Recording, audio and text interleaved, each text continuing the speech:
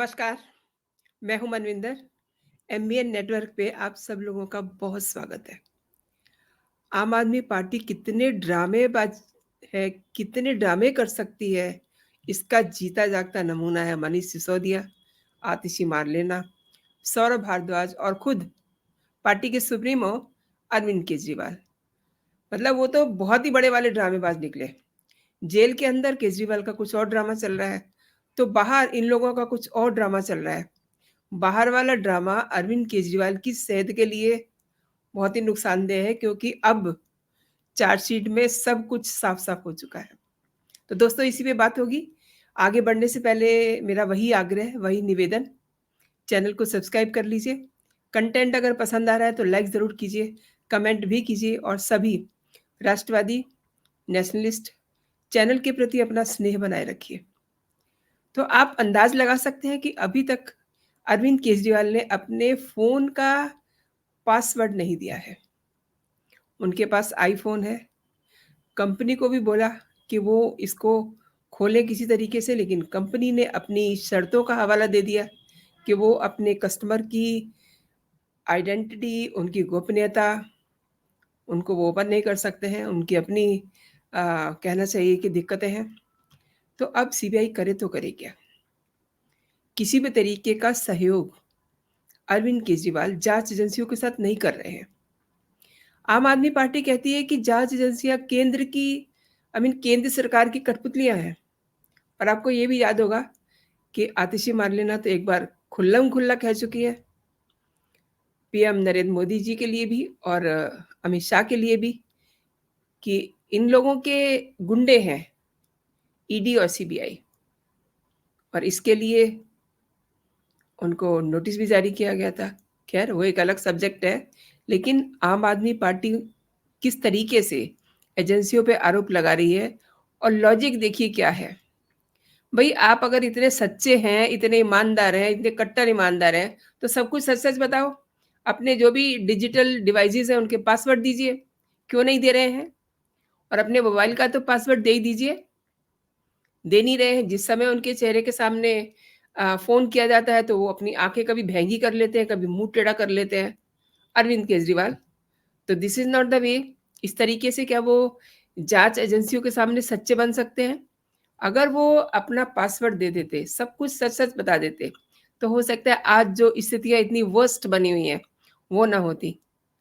आप समझ लीजिए कि अरविंद केजरीवाल अब सीबीआई के शिकंजे में बुरी तरह से फँस चुके हैं, और बाहर अपने नंबर बढ़ाने के लिए मनीष सिसोदिया, आतिशी कुछ भी कहते रहें, लेकिन अंदर खाने बहुत खुश हैं वो, कि बॉस को सीबीआई ने दबोच लिया है। सीबीआई ने दिल्ली के मुख्यमंत्री अरविंद केजरीवाल की गिरफ्तारी सुप्रीम कोर्ट के सामने ये कहते हुए उस गिरफ्तारी का बचाव किया, ये बताया कि ये गिरफ्तारी ज़रूरी थी। सीबीआई ने कहा कि उन्होंने आबकारी नीति घोटाले में अपनी भूमिका से जुड़े सवालों में टालमटोल किया है। केजरीवाल ने सहयोग नहीं किया है, पूछताछ में जानकारियाँ नहीं दे रहे हैं। यानी कि टोटली वो असहयोग का जो है रास्ता अपना रहे हैं। और सीएम अरविंद केजरीवाल केंद्रीय जाँच एजेंसियों द्वारा दी गई उनकी गिरफ्तारी को चुनौती दे रहे हैं और शीर्ष अदालत में याचिका दायर करते हैं। लेकिन अब जब सीबीआई ने कोर्ट में एकदम कहना चाहिए कि टोटैलिटी में एक फाइनल हल्फनामा दायर कर दिया है, उसके बाद से अब और उन्होंने उन पर मुकदमा चलाने की परमिशन भी ले ली है। तो इस तरीके से बिल्कुल अरविंद केजरीवाल इस समय सीबीआई के शिकंजे में हैं। इसीलिए बाहर आतिशी मारलेना अलग से नाटक कर रही हैं कि ये तो बहुत बुरा हुआ, और उधर मनीष सिसोदिया, जो अंदर से बहुत खुश हैं, लड्डू फूट रहे हैं कि कभी भी केजरीवाल जेल से बाहर ना निकले। वो कह रहे हैं कि जाँच एजेंसियों को तो पपेट बना रखा है केंद्र सरकार ने। इस तरीके के ड्रामे चल रहे हैं।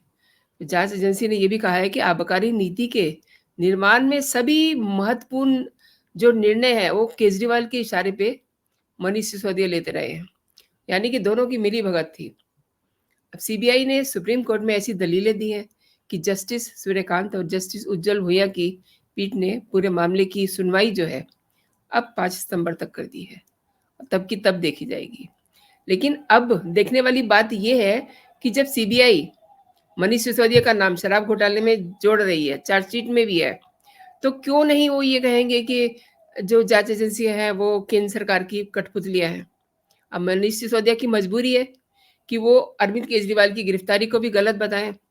जो खुलासे अपनी चार्जशीट में सीबीआई ने किए हैं वो बहुत डरावने हैं, बहुत आप ये समझ लीजिए कि भयानक है। उनको देखते हुए नहीं लगता कि कभी भी अरविंद केजरीवाल जो है जेल से बाहर निकल सकेंगे।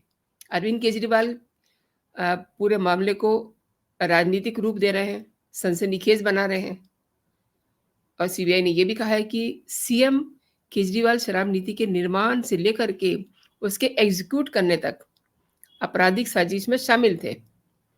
जांच को अंजाम तक पहुंचाने के लिए उन्हें गिरफ्तार करना जरूरी था। ये लॉजिक दिया है।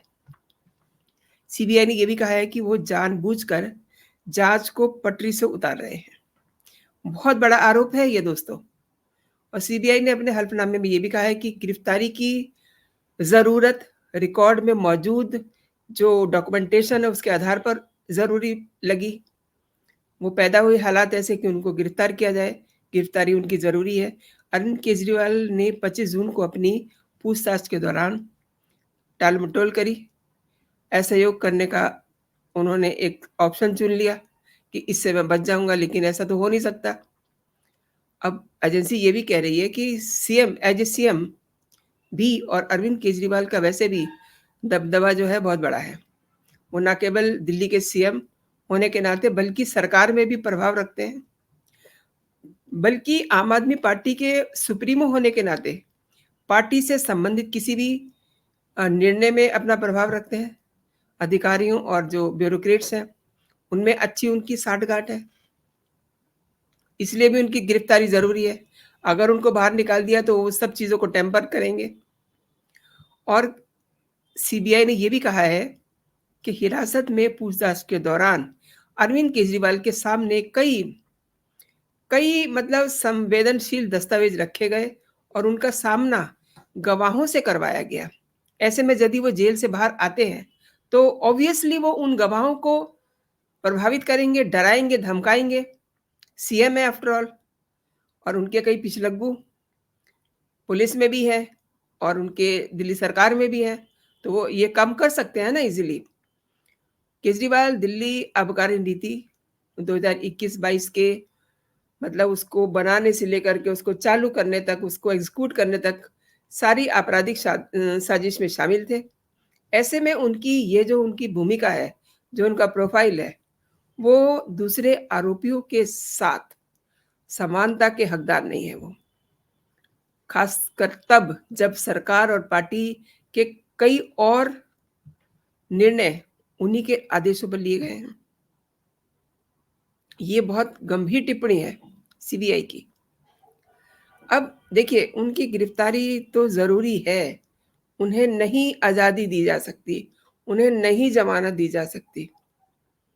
मनीष सिसोदिया को ज़मानत मिल गई है, तो उसकी बहुत सारी वजह है। आपके साथ कई बार डिस्कस किया है मैंने कि उनको क्यों ज़मानत दी गई है। अब बाहर आकर के वो कह रहे हैं कि केजरीवाल की ज़मानत भी होनी चाहिए। अब ये तो कहना उनका फ़र्ज़ बनता है ना। आफ्टर ऑल दोनों ने मिल-बाँट के खाया है और फिर अगर वो ये कह देंगे कि नहीं, केजरीवाल को अंदर ही रखिए, तो ये तो अच्छा नहीं लगेगा ना, अच्छा साउंड नहीं करता है। आफ्टर ऑल वो तो डेप्यूटी सीएम थे, रिज़ाइन किया उन्होंने और केजरीवाल ने तो रिज़ाइन भी नहीं किया। देखिए ये भी दोनों डिप्टी सीएम और सीएम के बीच में खींचतान की एक वजह है। अब अगर आज की तारीख में केजरीवाल की तरह ही मनीष सिसोदिया ने भी रिज़ाइन नहीं दिया होता, इस्तीफ़ा नहीं दिया होता, केजरीवाल ने इस्तीफ़ा नहीं माँगा होता रादर, तो आज वो डिप्टी सीएम होते। लेकिन आज वो क्या है? कुछ भी नहीं है।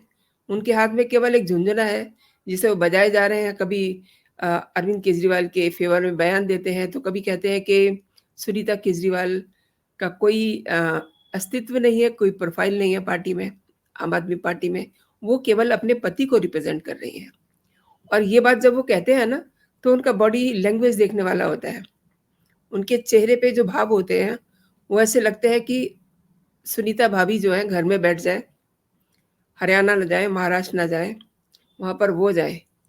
लेकिन अरविंद केजरीवाल चूँकि सबको जानते हैं और बहुत बड़े घाघ भी हैं, उन्होंने अपनी पत्नी को इस काम पे लगा रखा है कि आप लगे रहिए। अब आप देखिए कि सीबीआई ने इस मामले में अन्य आरोपियों को जो ज़मानत दी गई है, ये कहा है कि केजरीवाल की गिरफ्तारी का उनसे कोई मतलब नहीं है। अगर आप ये कहें कि फलाँ को ज़मानत दी गई है, इन्हें भी दीजिए, तो ऐसा कुछ नहीं होने वाला। जाँच एजेंसी ने कहा है, आई मीन सीबीआई ने ये कहा है कि केजरीवाल की ज़मानत सुनवाई को गंभीर रूप से प्रभावित करेगी, अगर क्योंकि अभी गवाह जो हैं बाकी हैं, उनसे बातचीत होनी बाकी है। मनी लॉन्ड्रिंग से जो संबंधित शराब नीति मामले में केजरीवाल को अंतरिम ज़मानत देने के 12 जुलाई के आदेश का सीबीआई के उस मामले पे कोई असर नहीं पड़ेगा। ये भ्रष्टाचार से जुड़ा हुआ मामला है और मनी लॉन्ड्रिंग में ईडी ने केजरीवाल को गिरफ्तार किया था। तो दोनों दोनों मामले आई मीन दोनों गिरफ्तारियाँ अलग-अलग हैं। अब उनकी सीबीआई की जितनी भी दलीलें हैं, बहुत स्ट्रॉन्ग हैं। इसीलिए मनु सिंह भी उनको काट नहीं पाए। केंद्रीय जांच एजेंसी ने यह भी कहा कि जहां तक मेडिकल आधार पर अंतरिम जमानत के बारे में दावों का सवाल है, तो बीमारियों के संबंध में जेल जो मैनुअल है और जो जेल का जो जो नियम है, उसके अनुसार तिहाड़ जेल में हॉस्पिटल या किसी भी रेफरल हॉस्पिटल में उनको ट्रीटमेंट दिया जा सकता है और ऐसा हो रहा है, ऐसे पहले से ही किया जा रहा है। क्योंकि ये भी एक मामला सामने आया कि वो उनका शुगर बढ़ा हुआ है, उनका कीटोन हाई है, उनका बीपी हाई हो जाता है, रात को सोते-सोते उनकी शुगर लो हो जाती है।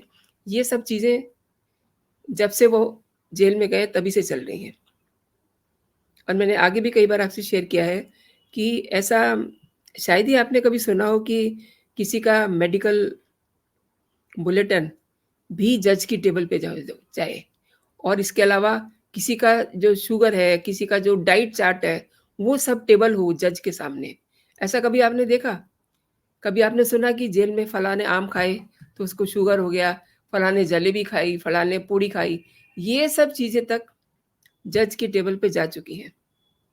तो आप समझिए कि कितने बड़े ड्रामेबाज़ हैं और ऐसे ड्रामेबाज़ को क्या मतलब उनकी जो गिरफ्तारी है, जो जाँच एजेंसी है उसको सही ना ठहराए तो और क्या कहे? और उनके मेडिकल ग्राउंड की बात हो रही थी तो सीबीआई ने ये लॉजिक दिया कि ये सब काम पहले से ही हो रहा है, उनको प्रॉपर मेडिकल सुविधाएँ दी जा रही हैं, तो रिहा होने का कोई मामला नहीं बनता है। ये ऐसा तभी हो सकता है जब उनको प्रॉपर इलाज ना मिल रहा हो, लेकिन उनको प्रॉपर इलाज मिल रहा है। तो दोस्तों, आपने मेरे साथ पूरा वीडियो देखा। आपका बहुत-बहुत धन्यवाद और आज वीकेंड है, आप एन्जॉय कीजिए। अभी के लिए इतना ही। आप अपना और अपनों का बहुत सारा ख़्याल रखिए। खुश रहिए, स्वस्थ रहिए। जय हिंद, जय भारत।